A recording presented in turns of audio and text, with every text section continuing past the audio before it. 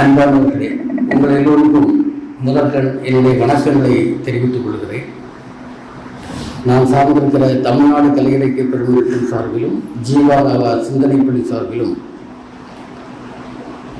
வணக்கங்களும் வாழ்த்துக்களும். அணக்கம் ஒரு அருமையான ஒரு நிகழ்ச்சியை இன்றைக்கு இங்கே நடத்துவதற்கு முனைந்திருக்கிறது. பல்லாண்டுகளாக நடைபெற்று வருகிற ஒரு இலக்கிய அமைப்பு அணக்கம். அதிலும் குறிப்பாக அருமையானவர் ஜே.ஆர்.டி.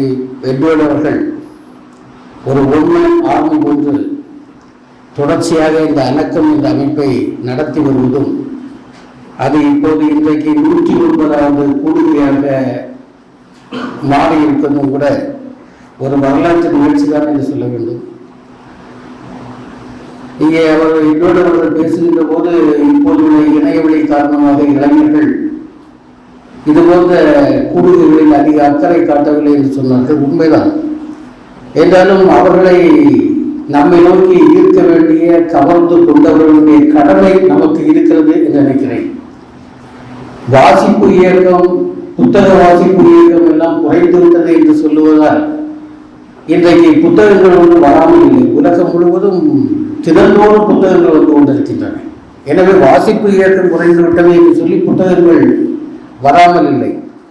அதுபோன்றுதான் நம்முடைய இது போன்ற கூட்டங்கள், நேரடியான மக்கள் கூடுகின்ற கூட்டங்களை கூட நம்மால் மறக்க முடியாது. பொதுவாகவே இன்றைக்கு பொதுக்கூட்டங்கள் என்பதெல்லாம் குறைந்து விட்டது. ஒரு காலத்தில் நமக்கு அரசியல் அறிவு, அரசியல் கல்வி என்பதே பொதுக்கூட்டங்கள் மூலம் தான் கிடைத்துக் கொண்டிருந்தது நமக்கு தெரியும். தமிழ்நாட்டை பொறுத்தளவில் எல்லா இடங்களிலும் இன்றைக்கு அதெல்லாம் குறைந்து விட்டது. இந்த மாற்றங்கள் நிகழ்ந்தாலும் கூட சில அடிப்படைகளை நாம் விட்டுக் கொடுக்க முடியாது. இந்த முறையிலே அணக்கம் இந்த அமைப்பை 100 அல்ல 200 அல்ல, நமக்கு முடிந்த அளவுக்கு கொண்டு போக வேண்டும். ஏனென்றால் இந்த இலக்கிய இயக்கங்கள் தான் நம்முடைய குமரி மாவட்டத்தினுடைய தனித்தன்மையாக நான் பார்க்கிறேன். குமரி மாவட்டத்தில் நிறைய எழுத்தாளர்கள், நிறைய கவிஞர்கள் எல்லாம் இருக்கிறார்கள் என்று சொன்னால், சிந்தனையாளர்கள் இருக்கிறார்கள் என்று சொன்னால், இது போன்ற அமைப்புகள் அணக்கம் போன்று அணக்கமே இல்லாமல் செயல்படக்கூடிய அமைப்புகள். பேர் அணக்கம் என்பது கொஞ்சம் சட்டம் போட்டுட்டு இருக்கணும். ஆனால் இந்த அணக்கம் என்பது அணக்கம் இல்லாமல் தொடர்ச்சியாக இயங்குகிற ஒரு தன்மையை பல்லாண்டுகளாக நான் நம்முடைய இன்னொரு தோழர் மூலமாக பார்த்து கொண்டிருக்கிறேன். எனவே உங்களுக்கு முதலில் என்னுடைய அன்பையும் வாழ்த்துக்களையும் தெரிவிக்க வேண்டும். இன்றைக்கு கூட இந்த நிகழ்ச்சியை நீங்கள் ஏற்பாடு செய்திருப்பது என்பது அது இன்றைக்கு தமிழ்நாட்டில் நடந்த, தமிழ்நாட்டில் இல்லை இந்தியாவில் நடந்த 2 மரணங்கள். ஒன்று தோழர் நல்லகண்ணனுடைய மரணம் என்று சொன்னால், அடுத்த நம்முடைய தோழர் கே.என். பணிக்கருடைய மரணம்.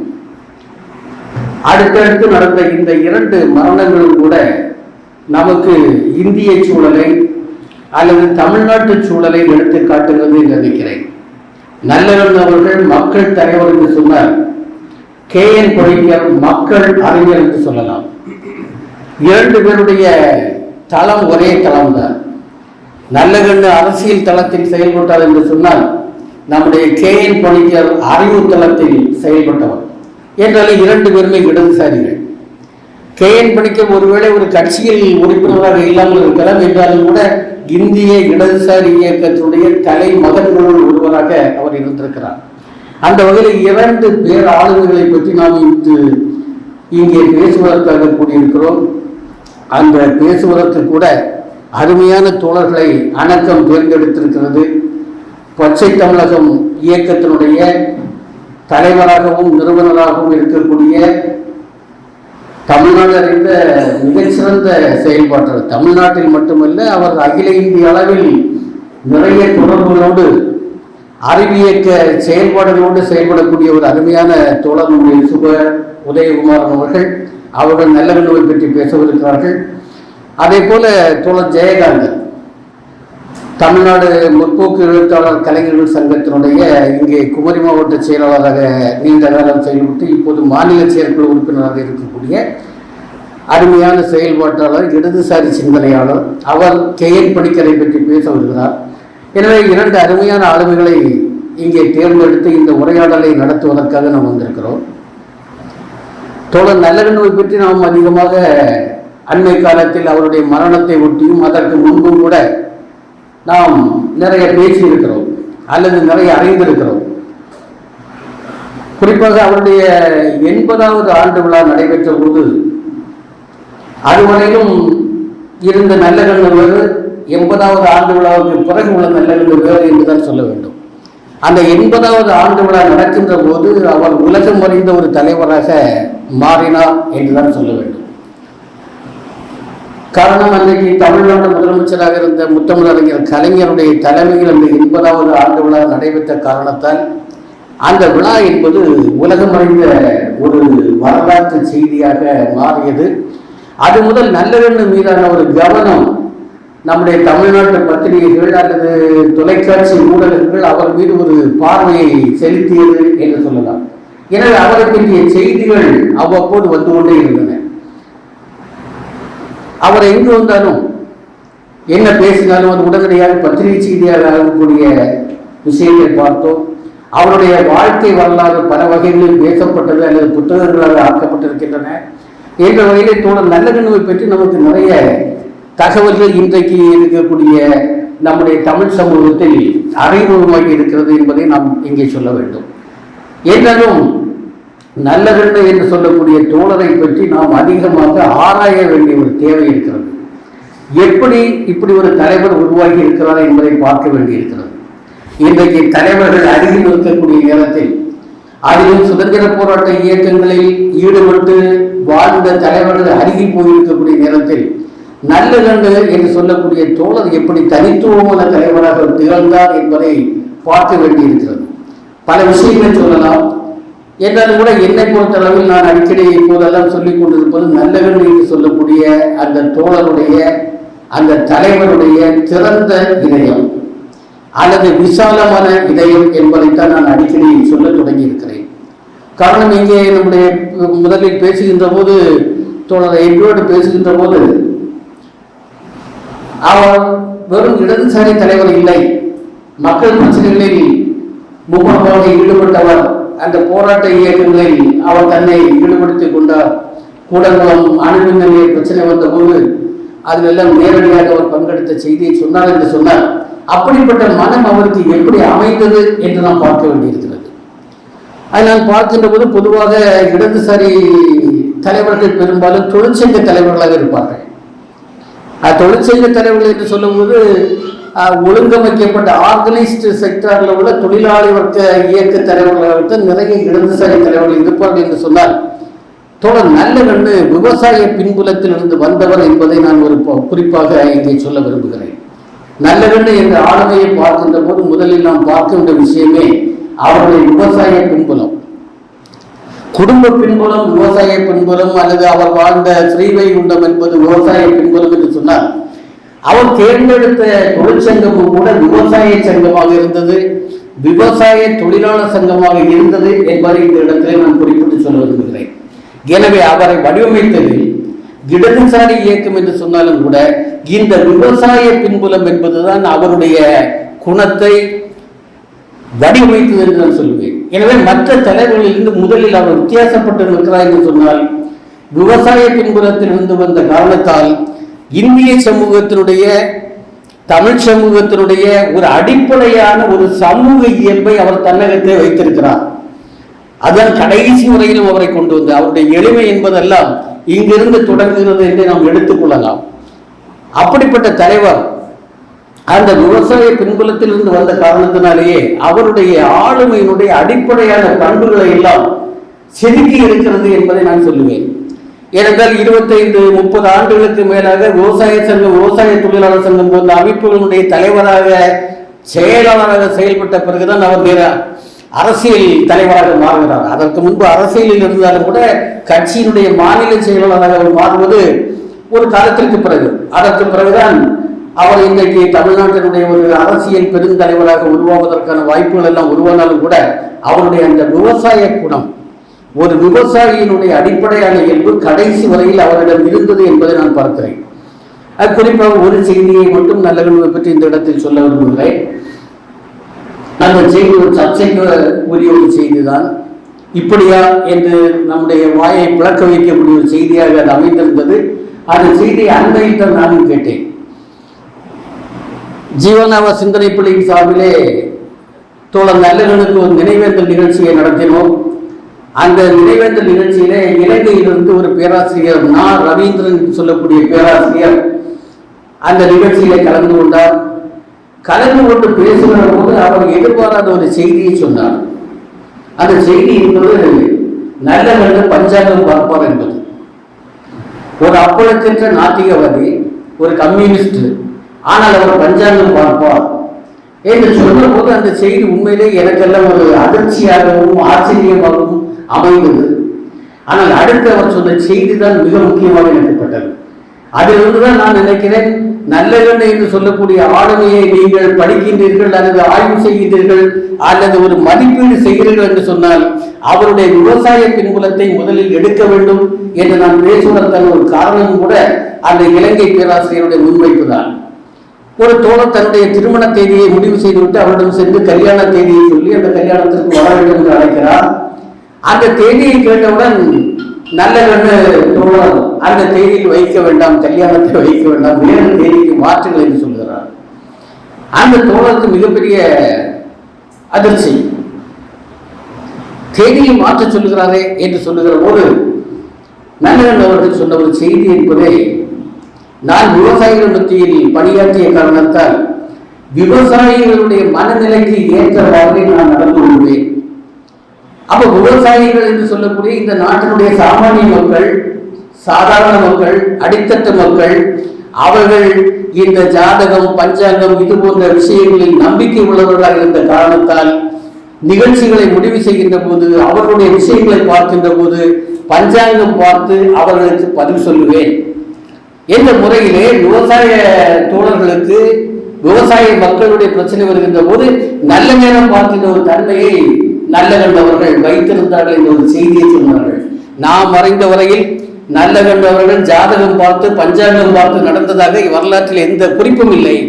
ஆனால் அன்றைக்கு தோழர் பேராசிரியர் ரவீந்திரன் அவர்கள் சொன்ன செய்தி என்பது, நான் என்ன பார்க்கிறேன் என்று சொன்னால், நல்லகனுடைய விசாலமான இதயம், திறந்த இதயம். கம்யூனிஸ்டுகள் அல்லது மார்க்சியவாதிகள் என்பது அப்பட்டமான நாட்டியவாதிகள் தான், சந்தேகம் இல்லை.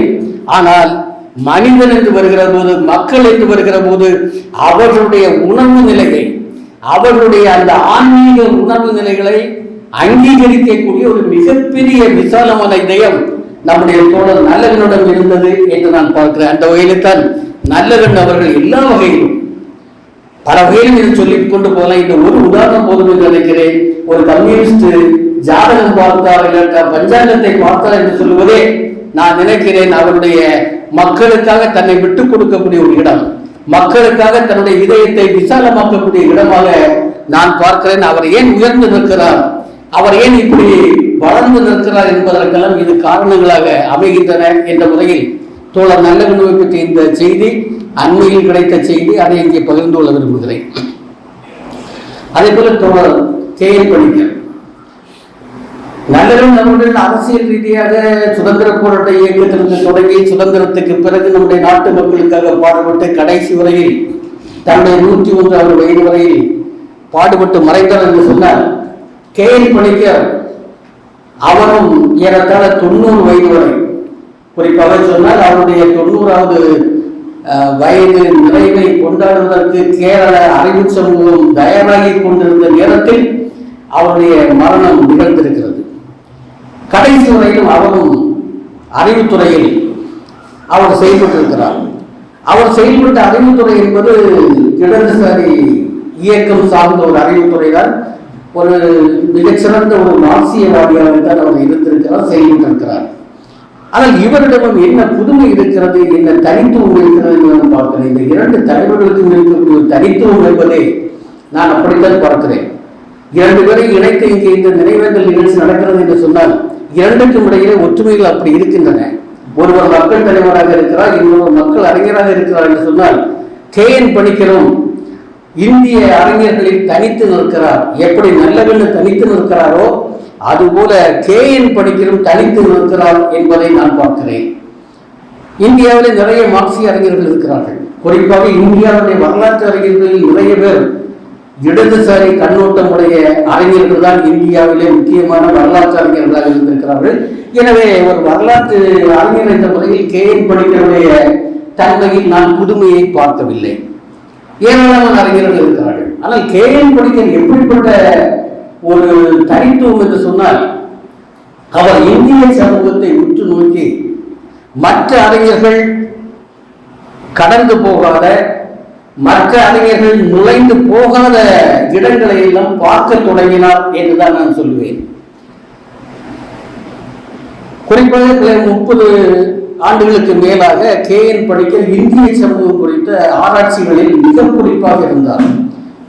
குறிப்பாக இந்தியாவிலே மத அடிப்படைவாதம் முன்னோக்கி வளர்ந்த இந்த காலங்களில் அவர் மத அடிப்படைவாதத்துக்கு எதிராக ஒரு மிகப்பெரிய போராளியாக நின்றார். கடைசி வரையிலும் மக்களுடைய ஒரு சமய சார்பின்மை என்ற கொள்கைக்காக தன்னுடைய எண்ணங்கள், தன்னுடைய சிந்தனைகள், செயல்பாடுகள் எல்லாவற்றையும் அவர் தீட்டுகின்ற போது மற்ற கம்யூனிஸ்ட் தலைவர்களோ அல்லது அறிஞர்களோ தொடாத ஒரு மிக முக்கியமான துறை என்பது பண்பாட்டுத்துறை. இந்திய சூழலில் பண்பாடு என்பது மிக முக்கியமான ஒன்றாக இருக்கின்ற நேரத்தில் கம்யூனிஸ்டுகள் பெரும்பாலும் அரசியல் இயக்கங்களில் மும்முரமாக இருப்பார்கள் அல்லது தொழிற்சங்க இயக்கங்களில் மும்முரமாக இருப்பார்கள் என்று சொன்னால், பண்பாட்டு துறையிலே அதிக அக்கறை இல்லாமல் தான் இருந்து வந்திருக்கிறார்கள் என்று சொல்லுவேன். குறிப்பாக இப்படி அக்கறை இல்லாமல் இருக்கிறோம் என்பதை இந்தியாவில் இடித்து உரைத்த மிகப்பெரிய அறிஞர் தான் கேஎன் பணிக்கர். கேஎன் பணிக்கருடைய தனித்துவம் என்பதை அந்த இடத்தில் தான் இருக்கிறது. 2012 தமிழ்நாடு கலை இலக்கிய பெருமன்றத்தினுடைய பொன்விழா ஆண்டு கோவை நகரில் வைத்து நடைபெற்றது. அந்த பொன்விழா மாநாட்டை தொடங்கி வைப்பதற்காக கேஎன் பணிக்கர் தான் வந்திருந்தார். அதற்கு முன்பு கேஎன் பணிக்கருடைய சிந்தனைகளை பற்றியெல்லாம் ஓரளவுக்கு தெரியும். ஏனென்றால் அந்த மேடையில் நின்று கொண்டு அவர் பேசிய பேச்சு என்பது இப்போது பசுமையாக இருக்கிறது. எனக்கு நம்முடைய சிந்தனைகளை திசை திருப்பிய அல்லது சிந்தனைகளை ஒரு நிலையில் வழிப்படுத்திய ஒரு பேச்சாக நான் இன்றைக்கு கருதுகிறேன். அன்றைக்கு அவர் பண்பாடு பற்றி தான் பேசினார். கலை இலக்கியம் பெறுவது ஒரு பண்பாட்டு இயக்கம். பண்பாட்டு இயக்கத்திலே பண்பாடை பேசுவது பெரிய வித்தியாசம் ஒன்றும் இல்லை. ஆனால் கேஎன் பணிக்கர் அன்றைக்கு பண்பாடு பற்றி பேசுகிற போது, பேசி வருகின்ற போது அவர் சொன்ன ஒரு வார்த்தை என்பது we have to penetrate into culture என்ற ஒரு வார்த்தையை சொன்னார். நாம் பண்பாட்டிற்குள் ஊடுருவி செல்ல வேண்டும் என்று சொன்னார். அந்த வார்த்தையை நான் வெறுமனே ஒரு மேடை பேச்சாக கருதவில்லை. இந்திய சமூகத்தில் இந்தியாவிலே முற்போக்காளர்கள் என்று சொல்லக்கூடியவர்கள், இடதுசாரிகள் என்று சொல்லக்கூடியவர்கள் செய்ய வேண்டிய ஒரு அரும்பணியை, பெரும்பணியை சுட்டி காட்டினார். இந்திய பண்பாட்டை நாம் ஊடுருவி செல்ல வேண்டும் என்று சொல்லி. ஏனென்றால் இந்திய பண்பாடு என்பது நாம் நினைப்பது போல உள்ளது அல்ல. இந்திய பண்பாடு என்பது 2000 ஆண்டுகளுக்கு மேலாக இந்திய பண்பாடு என்பது இந்தியாவிலே மிகப்பெரிய பிரச்சனைக்குரிய ஒன்றாக இருக்கிறது. பொதுவாக இந்திய பண்பாடு என்று சொல்லுவார்கள். ஆனால் பொதுவாக இந்திய பண்பாடு கிடையாது. எப்படி பொதுவாக இந்திய நாடு இல்லையோ, இந்திய நாடு ஒற்றை நாடுகள் உங்களுக்கு தெரியும். பல நாடுகளுடைய ஒன்றியம் தான் நம்முடைய இந்தியா என்று சொல்லக்கூடியது. எனவே இந்தியாவிலே இந்திய பண்பாடு என்று சொல்லி ஒரு பண்பாடு சொல்ல முடியாது. இந்தியாவிலே பன்மை பண்பாடு இருக்கிறது. நூற்றுக்கணக்கான தேசிய இனங்கள் வாழக்கூடிய இந்த நாட்டில் பண்பாடு என்பது ஒற்றைக்கு இருக்க முடியாது. எனவே பன்மீய கலாச்சாரம் தான் இந்தியாவுடைய அடிப்படையான பண்பாடு. எனவே இந்த பன்மீய கலாச்சாரம் என்பதை தன் ஊடுருவி செல்ல வேண்டும் என்று சொல்லுகிற போது பண்பாட்டிலே 2 அம்சங்கள் இருக்கின்றன. ஒன்று மேலூர் அம்சம், எலைட் கல்ச்சர். இன்னொன்று மாஸ் கல்ச்சரை விட பீப்புள்ஸ் கல்ச்சர், மக்களுடைய பண்பாடு. இது 2ம் இருக்கிறது. மேலூர் கலாச்சாரமும் இருக்கிறது, மக்கள் கலாச்சாரமும் இருக்கிறது. எனவே இதில் எந்த பண்பாட்டை எடுக்கிறோம்? ஆதிக்க பண்பாட்டை நாம் உட்கொள்கிறோமா அல்லது மக்களுடைய ஜனநாயக பண்பாட்டை எடுக்கிறோமா என்ற ஒரு பிரச்சனை இருக்கிறது. இதைத்தான் நம்முடைய கேஎன் பணிக்கர் பண்பாட்டிலே ஊடுருவி செல்ல வேண்டும் என்று சொல்லுகிறார். ஏனென்றால் இந்தியாவை புரிந்து கொள்வதற்கு பண்பாட்டில் ஊடுருவி செல்ல வேண்டும். வெறுமனே அரசியலோ மற்ற துறைகளோ மட்டுமல்ல, பண்பாட்டிலும் வரலாற்றிலும் ஊடுருவி செல்ல வேண்டும் என்பதைத்தான் கேஎன் பணிக்கர் தன்னுடைய வாழ்நாள் பணியாக கொண்டிருந்தார் என்று சொல்லுவேன். ஏனென்றால் இன்றைக்கும் இந்தியாவிலே ஹைலி கண்டஸ்டட் ஏரியாஸ் என்று சொன்னால் 2 துறைகளை சொல்லலாம். ஒன்று வரலாற்று துறை, இன்னொன்று பண்பாட்டு துறை. வரலாற்றிலும் நிறைய திரிவுகள் நடக்கின்றன, நிறைய விஷயங்கள் நடந்து கொண்டிருக்கின்றன. பண்பாட்டிலும் அதுபோலதான். எனவே இந்தியாவில் இருக்கக்கூடிய பண்பாட்டையும் வரலாற்றையும் நாம் உணர்ந்து கொள்ள வேண்டும் என்று சொன்னால் அதற்குள்ளே பெனட்ரேட் பண்ண வேண்டும். இந்தியாவில் உள்ள பண்பாடு எப்படிப்பட்டதாக இருக்க வேண்டும் என்பதை தீர்மானிக்க வேண்டும் என்று சொன்னால் இந்திய மக்கள் மத்தியில் இருக்கக்கூடிய பண்பாட்டை கொண்டு வரும். ஏன்னா இரண்டும் இருக்கிறது. ஆதிக்க பண்பாடு ஒரு பக்கத்தில் இருக்கிறது என்று சொன்னால் ஜனநாயக பண்பாடு ஒரு பக்கத்தில் இருக்கிறது. இந்த இரண்டையும் வைத்துக் கொண்டுதான் கேஎன் பணிக்கருடைய சிந்தனை செயல்பாடு இருந்திருக்கிறது. அவர் வரலாற்று அறிஞராக இருந்தால், பண்பாட்டு அறிஞராக இருந்தார் என்று சொன்னால் அவருடைய இந்த சிந்தனைகள் தான் இந்தியாவிலே புதிய அதிர்ச்சிகளை உருவாக்கின என்று கூட சொல்லுவேன். ஜீவானாவா சிந்தனை பள்ளியிலே கேஎன் பணிக்கருக்கு ஒரு நினைவேந்தல் நிகழ்ச்சி கழிந்த திங்கட்கிழமை நடத்தினோம். அந்த நிகழ்ச்சியிலே சவுத் விஷன் பதிப்பகத்தினுடைய உரிமையாளர் பாலாஜி அவர்கள் வந்திருந்தார்கள். 2-3 தோழர்கள் வந்திருந்தார்கள். அதில் விஜய் ஆனந்த் என்ற ஒரு தோழர் வந்திருந்தார். அது விஜய் ஆனந்த் சொன்ன ஒரு செய்தி ஒரு முக்கியமான செய்தியாக இருக்கப்பட்டது. என்னொன்று சொன்னால், அவர் சொன்னார், கேஎன் பணிக்கர் மறைந்து இங்கே நினைவேந்தல் நடக்கிறது எனக்கு மகிழ்ச்சி தான், ஆனால் இணைய வழியில் மட்டும்தானே நடக்கிறது என்று ஒரு ஆதங்கத்தை சொன்னார். சவுத் விஷன் சார்பில் ஒரு இணையவழி கூட்டம் நடந்திருக்கிறது, இப்போது ஜீவனாவா சிந்தனை பள்ளி கூட்டம் நடக்கிறது என்று சொன்னால் நேரடியாக கூட்டம் நம்மால் நடத்த முடியவில்லையா என்று ஒரு கேள்வியை கிளப்பினார். அந்த கேள்விக்கு விடையாக இன்றைக்கு அணக்கம் இந்த நிகழ்வை நேரடி நிகழ்ச்சியாக நடத்துகிறது. அந்த வகையிலே அணக்கத்துக்கு நான் மீண்டும் என்னுடைய வணக்கங்களையும் வாழ்த்துக்களையும் சொல்லிக்கொள்ள விரும்புகிறேன். இன்னொன்று, அந்த சவுத் விஷன் பதிப்பகத்தினுடைய நிறுவனர் தோழர் பாலாஜி அவர்கள் சில விஷயங்களை சொன்னார். எனக்கு அந்த செய்திகள் புதுமையாக இருந்தது. அதை இந்த அரங்கத்திலே சொல்ல விரும்புகிறேன்.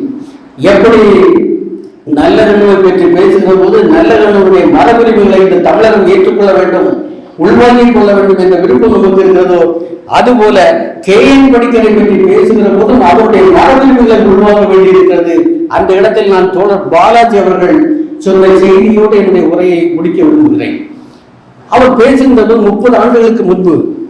ஏன்னா 30 ஆண்டுகளுக்கு முன்புதான் கேஎன் பணிக்கருடைய சிந்தனைகள் இந்த துறையிலே விகசித்து விசாலமாகி வந்தது என்று சொல்லலாம். 30 ஆண்டுகளுக்கு முன்பு அப்படி வருகின்ற போது அவருடைய ஆங்கில புத்தகங்கள், ஏன்னா அவருடைய எழுத்துக்கள் பெரும்பாலும் ஆங்கிலத்தில் வந்திருக்கின்றன. ஏன்னா அவருடைய பணியாற்றிய இடம் ஜவஹர்லால் நேரு யூனிவர்சிட்டியாக இருந்தது. மற்றபடி அவருடைய பொதுவான செயல்பாடுகளே ஆங்கிலம் சார்ந்த ஒரு செயல்பாடாக இருந்தது. ஏன்னா ஆங்கிலத்தில் தான்.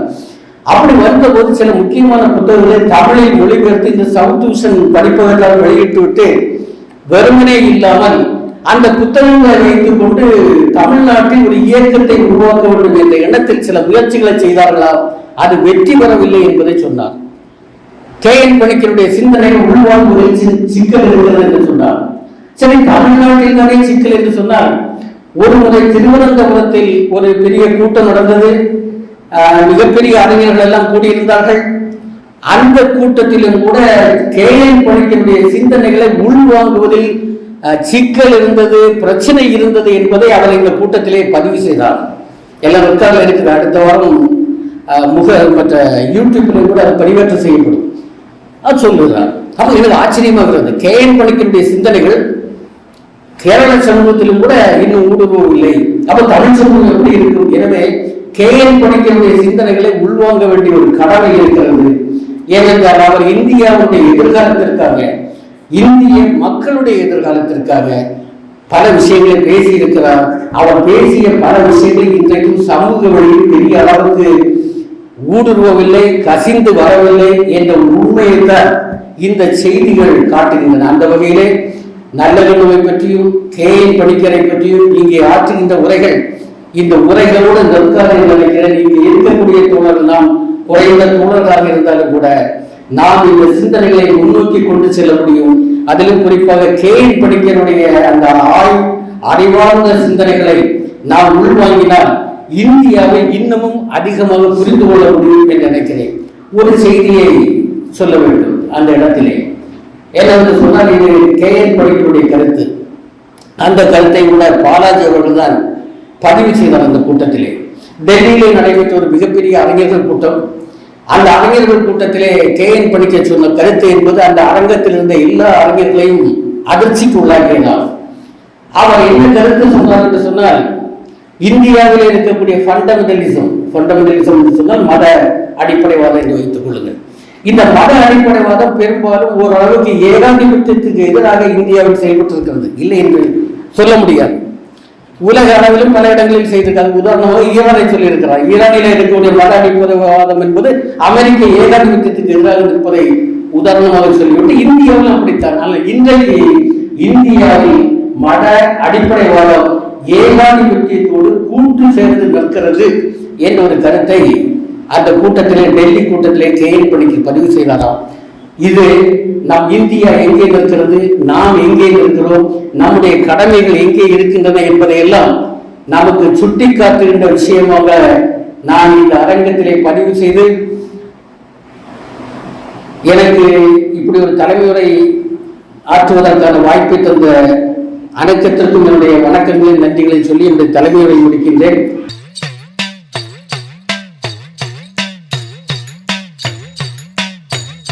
பிறப்பு ஒக்கும் எல்லா உயிர்க்கும் சிறப்பு ஒவ்வா செய்தொழில் வேற்றுமையான். பிறப்பு ஒக்கும் எல்லா உயிர்க்கும் சிறப்பு ஒவ்வா செய்தொழில் வேற்றுமையான்.